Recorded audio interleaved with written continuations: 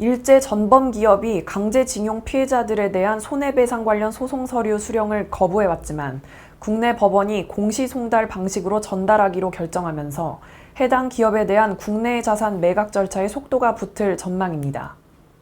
3일 법원에 따르면 대구지법 포항지원은 지난 1일 신일철주금 주식회사에 대해 채권 압류명령 결정정본, 국내 송달 장소 영수인 신고명령 등을 해당 법원에서 보관 중이니 수령해가라는 공시송달 결정을 내렸습니다. 공시송달이란 통상적인 방법으로 당사자에게 서류 송달이 되지 않는 경우 일정 기간이 지나면 서류가 송달이 된 것으로 간주하는 송달 방식입니다.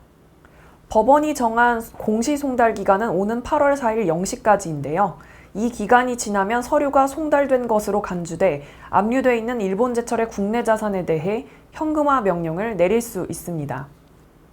현금화 명령 결정 전에는 채무자 신문이 원칙이라 법원은 신문서를 신일철주금에 보낸 상황이지만 현행법상 채무자가 외국에 있는 경우 법원이 직권으로 신문 없이 현금화 명령이 가능합니다.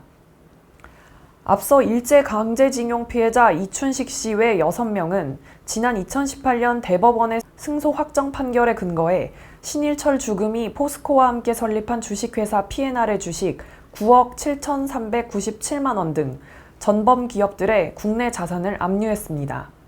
이 씨 등은 이어 포항지원을 비롯해 울산지법과 대전지법에 압류된 재산을 현금화해달라는 신청을 각 법원에 제기했는데요. 포항지원은 압류 결정을 일본 제철에 송달하는 절차를 시작했지만 지난해 일본 외무성은 해외 송달 요청서를 수령하고도 아무런 설명 없이 관련 서류를 반송했습니다. 법원의 재차 송달에도 일본 외무성은 10개월째 반응을 보이지 않았고 서류 송달을 기다렸던 법원은 강제징용 피해자 대부분이 고령인 점을 감안해 공시송달 결정을 내린 것으로 풀이됩니다.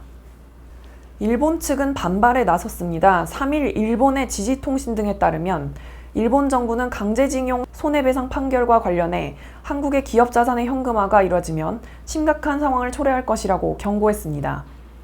모태기 일본 외무상도 이날 강경화 외교부 장관과의 전화회담에서 이 같은 입장을 전하고 한국 측에 신중한 대응을 요구했다고 밝혔습니다.